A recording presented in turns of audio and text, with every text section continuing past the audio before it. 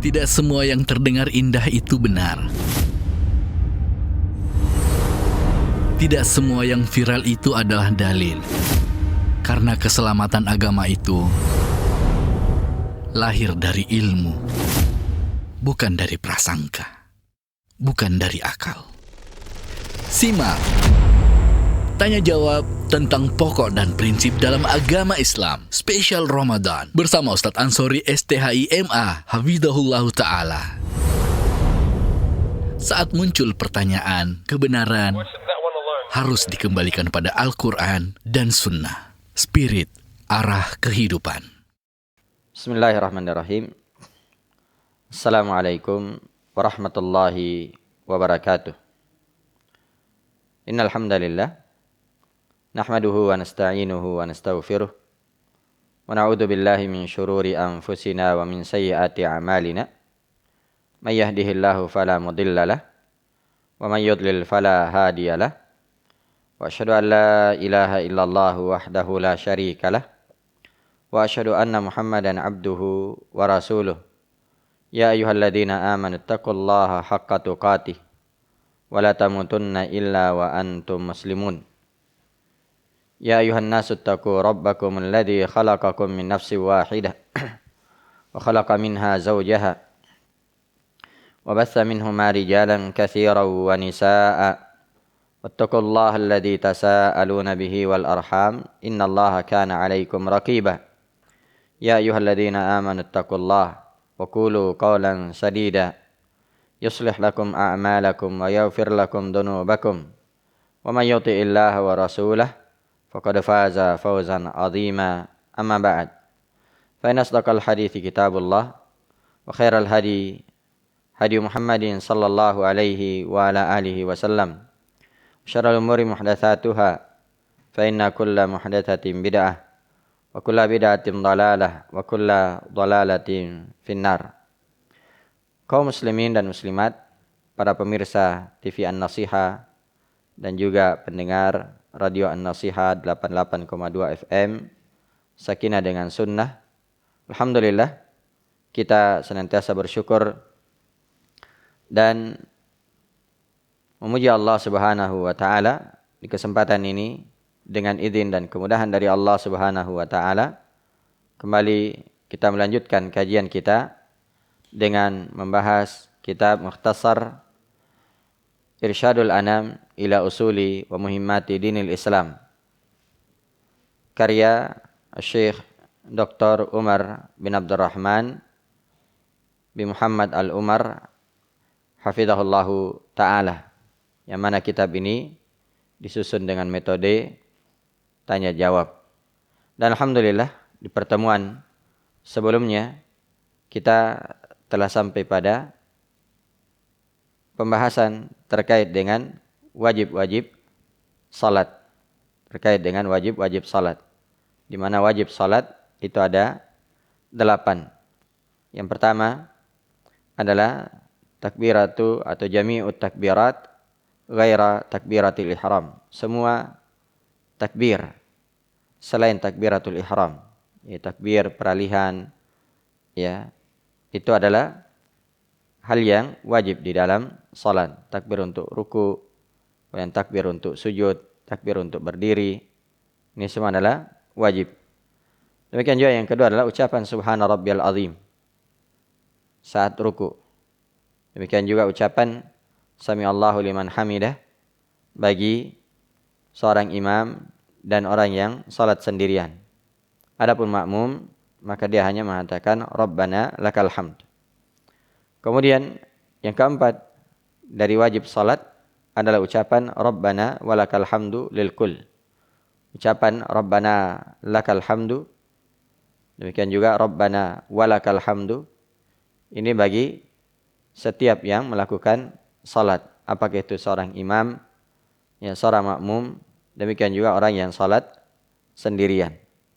Demikian juga yang kelima adalah ucapan subhana rabbiyal a'la fi sujud. Dan yang keenam adalah ucapan rabbighfirli bainas sajadatain. Ucapan rabbighfirli antara dua sujud. Dan yang ketujuh adalah at-tasyahhudul awal, yaitu tasyahud awal, serta yang kedelapan al-julusu lahu, yaitu ya duduk tasyahud awal. Maka ini 8 yang termasuk wajib-wajib salat. Kemudian selanjutnya kata penulis hafizahullahu taala, pertanyaan yang ke-65, mal farqu baina arkanis salati wa wajibatiha? Apa perbedaan antara rukun-rukun salat dan juga wajib-wajib salat? Apa perbedaan antara rukun salat dengan wajib salat? Nah, sebagaimana ya sebelumnya sudah dijelaskan, ada syarat salat, ada rukun salat, demikian juga ada wajib salat. Kalau syarat salat itu di luar dari salat, seperti menutup aurat, ya, bertahara, menghadap ke kiblat, ya, demikian juga masuk waktu dan seterusnya dari syarat-syarat salat yang telah kita sebutkan. Nah, rukun salat dan juga wajib salat ini di dalam salat, di dalam ibadah tersebut. Nah, sekarang apa perbedaan antara rukun salat dengan wajib salat? Kata penulis, jawabannya bahwasanya ar-ruknu tabtulus salatu bitarkihi amdan aw sahwan. Rukun itu akan membatalkan salat apabila meninggalkannya, baik itu dengan sengaja ataupun lupa. Nah, jadi ya ketika seorang meninggalkan salah satu rukun salat yang telah disebutkan sebelumnya, maka salatnya batal. Apakah itu dia tinggalkan dengan sengaja atau dia tinggalkan karena lupa. Nah, karena itu kita sudah sebutkan ya sebelumnya, di antara rukun salat adalah berdiri bagi orang yang memiliki kemampuan. Karena itu hendaknya seorang tidak bergampangan dalam masalah ini. Ada di antara kaum muslimin ketika datang ke masjid, dia datang dalam keadaan berjalan, dia berbicara bersama dengan temannya dalam keadaan berdiri, ya. Tapi begitu masuk salat, dia salat dalam keadaan duduk. Maka yang seperti ini adalah perkara yang keliru. Perkara yang keliru. Itu kalau salat wajib.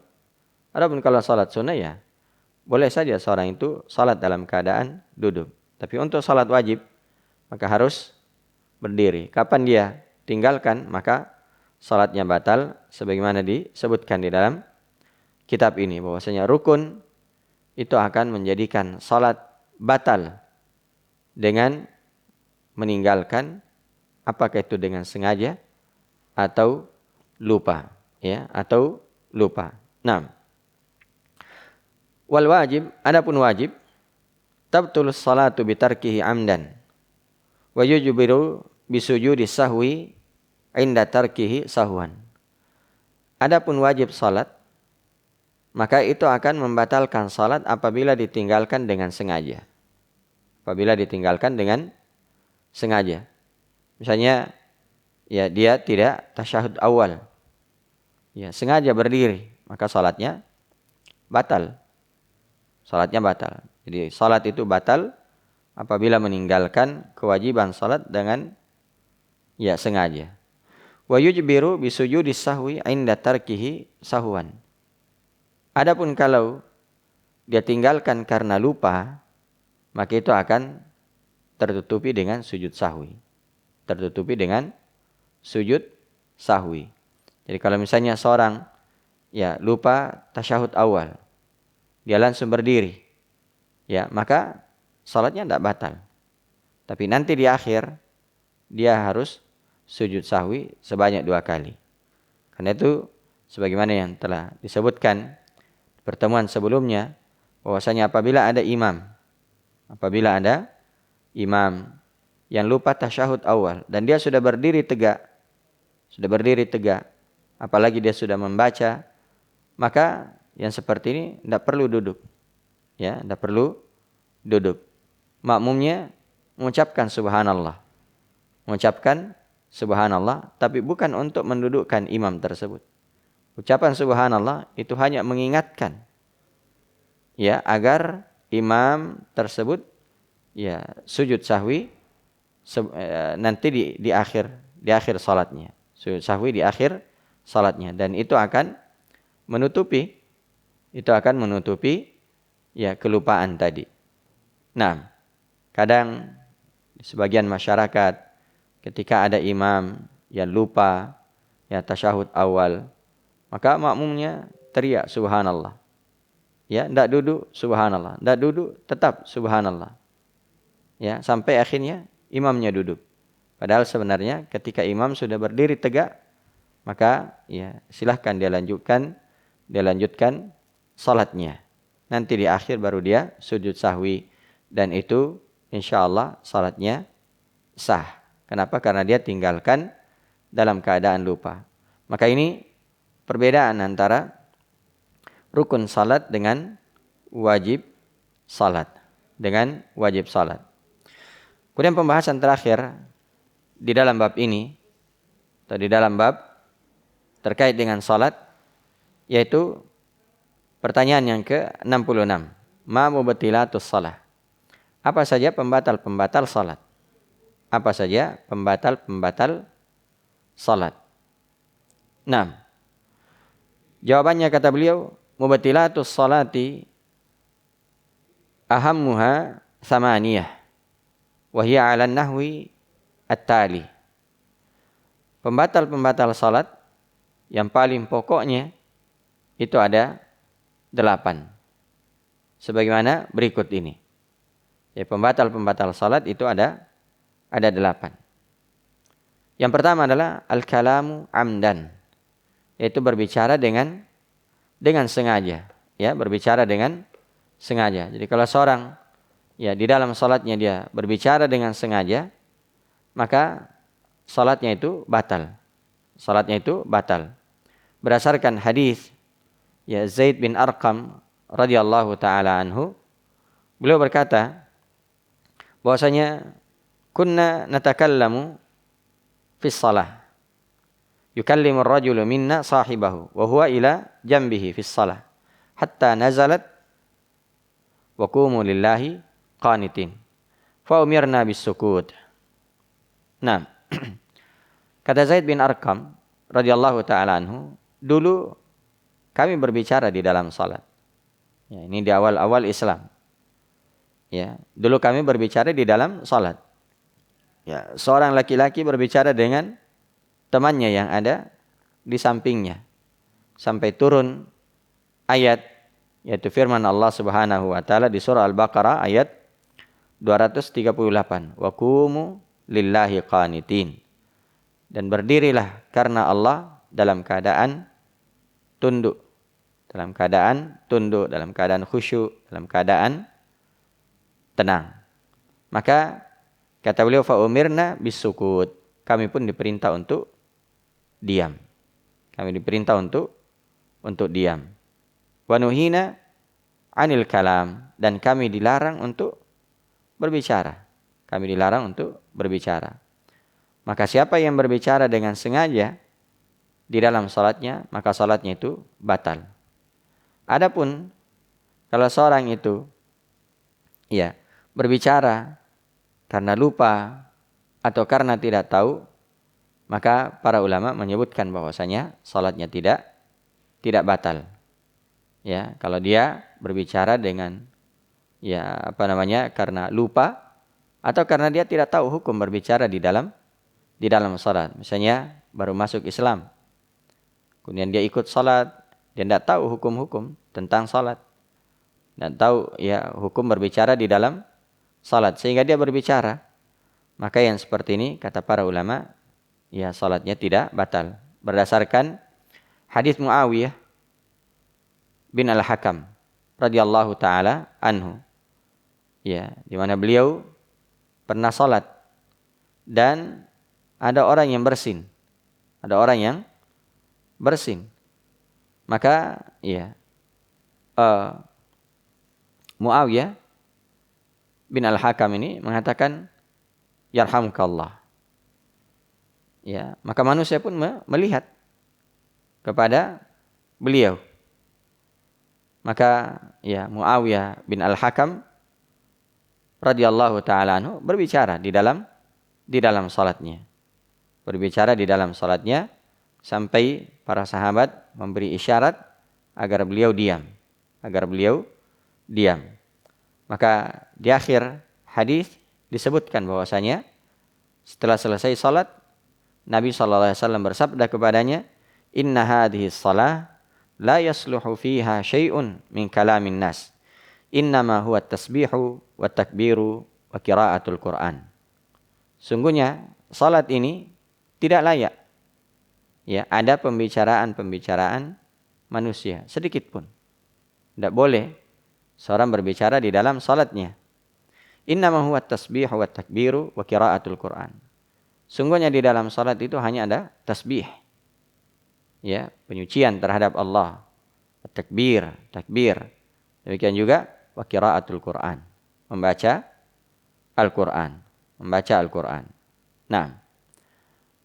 Dan di sini ya, Muawiyah bin Hakam itu berbicara dan Nabi SAW tidak memerintahkan kepada beliau untuk mengulangi salatnya. Ini menunjukkan bahwasanya salatnya dihitung. Adapun kalau dia berbicara dengan sengaja, maka inilah yang akan membatalkan salatnya. Maka ini yang pertama dari pembatal salat, yaitu al-kalamu amdan. Nah, yang kedua dari pembatal salat adalah ad-dhahik, yaitu tertawa. Ya, tertawa. Ini juga adalah hal yang membatalkan salat. Nah, dan ini adalah hal yang disepakati oleh para ulama. Bahkan dinukil kesepakatan oleh Al-Imam Ibnul Mundhir rahimahullahu ta'ala. Bahwasanya iya, orang yang tertawa di dalam salatnya, apalagi terbahak-bahak, maka salatnya batal. Dan telah datang athar dari sahabat radhiyallahu taala anhum ya tadullu ala butlanis salati biddahik, yang menunjukkan akan batalnya salat karena tertawa. Nah, dan para ulama menyebutkan bahwasanya yang membatalkan salat itu adalah tertawa. Adapun kalau sekadar tersenyum sedikit, ya, maka disebutkan dari Jabir radhiyallahu taala anhu, beliau mengatakan bahwasanya hal tersebut tidaklah membatalkan salat. Ya, hal itu tidaklah membatalkan salat. Jadi kalau seorang misalnya, ya mungkin dia ada sesuatu yang dia ingat, kemudian dia tersenyum sedikit, maka itu tidak membatalkan salatnya, wallahu taala a'lam. Nah, hanya saja kalau ya tidak ada udzur dan dia melakukan hal tersebut, maka kata para ulama kuriha, hal itu adalah hal yang dibenci. Ya, itu adalah hal yang dibenci. Kemudian yang ketiga dari pembatal salat adalah al-aklu awisyurb, makan atau minum. Ya, siapa yang makan di dalam salatnya atau minum, maka ini akan membatalkan ya salatnya. Ini akan membatalkan salatnya. Dan ini juga disepakati oleh para ulama. Karena itu kata Ibnul Mundhir rahimahullahu taala, ajma'a ahlul ilmi ala anna man akala aw syariba fi salatil fard amidan an alaihi al-i'adah. Nah, kata Ibnul Mundhir rahimahullahu taala bahwasanya sepakat ahlul ilm, sepakat para ulama bahwasanya siapa yang makan atau minum di dalam salat wajib amidan, dalam keadaan sengaja, ya, apa yang harus dia lakukan? Anna alaihi al-i'adah, bahwasanya dia wajib untuk mengulanginya. Nah, dia wajib untuk mengulangi ya salatnya tersebut. Itu artinya bahwasanya salatnya batal. Itu artinya bahwasanya salatnya batal. Demikian juga dalam salat fardu, dalam salat tatawwu atau salat sunnah. Salat sunnah, kalau seorang ya makan di dalam salatnya, maka salatnya juga batal menurut ya jumhur ulama, ya, menurut jumhur ulama. Nah, kemudian yang keempat dari pembatal salat adalah kashful aurati amdan, yaitu menutup aurat, menyingkap aurat dengan sengaja. Ya, jadi tersingkapnya aurat dengan sengaja. Tersingkapnya aurat dengan sengaja, maka ini juga membatalkan salat. Karena itu dinasihatkan ya kepada kaum muslimin, ya. Kadang ada di antara kaum muslimin khususnya dari kalangan laki-laki, ya, ini kadang kita lihat ada yang salat dalam keadaan ya auratnya terbuka. Apakah itu celananya sobek di bagian auratnya, atau dia memakai pakaian yang ketat, yang pendek, ya, sehingga ketika dia ruku atau ketika dia sujud kelihatan auratnya. Kelihatan auratnya, tersingkap auratnya. Maka yang seperti ini ya salatnya batal. Karena itu hendaknya seorang memakai pakaian yang betul-betul menutupi auratnya. Karena sebagaimana yang sudah berlalu, bahwasanya menutup aurat itu termasuk syarat dari syarat-syarat salat. Kapan ditinggalkan, maka itu akan membatalkan salat. Itu akan membatalkan salat. Nah, kemudian yang kelima dari pembatal salat adalah al-inhiraful katsiru an jihatil qiblah, yaitu berpaling yang banyak dari arah kiblat. Berpaling yang banyak dari arah kiblat. Jadi kalau seorang misalnya berpaling, ya, serong, ya, misalnya ke kanan, ya, atau ke kiri, sehingga ya dia tidak menghadap ke kiblat. Apalagi kalau dia membelakangi kiblat, maka yang seperti ini akan membatalkan salatnya. Akan membatalkan salatnya. Adapun kalau hanya sedikit saja, maka wallahu ta'ala alam itu tidak membatalkan salatnya. Karena Nabi sallallahu alaihi wasallam bersabda, "Bainal masyriqi wal maghribi qiblah." Antara timur dengan barat itu adalah kiblat. Itu adalah kiblat. Ini sabda Nabi sallallahu alaihi wasallam kepada penduduk Madinah. Adapun kalau kita misalnya di Indonesia ini, maka kiblat kita adalah antara ya utara dengan selatan. Karena kiblat kita mengarah ke barat. Mengarah ke barat. Jadi kalau seorang ya kiblatnya atau dia salat dan berpaling dari arah kiblat dan berpalingnya jauh, ya, banyak, maka ini akan membatalkan salatnya. Kenapa? Karena Allah Subhanahu wa taala berfirman, "Fawalli wajhaka syatral masjidil haram." Maka palingkanlah wajahmu ke arah Masjidil Haram. Ke arah Masjidil Haram, ke arah Ka'bah. Ya, sehingga ya, menghadap ke kiblat ini merupakan syarat dari syarat-syarat salat. Maka siapa yang meninggalkannya, salatnya batal. Ya, salatnya batal. Kemudian pembatal yang keenam dari pembatal-pembatal salat adalah al-abathul katsirul mutawali fis shalah. Melakukan perkara yang sia-sia, yang banyak dan berturut-turut di dalam salat. Ya, ketika seorang misalnya melakukan perkara yang sia-sia, perkara yang tidak bermanfaat, dan itu dia lakukan ya terus-menerus berurutan, maka ini akan membatalkan salatnya.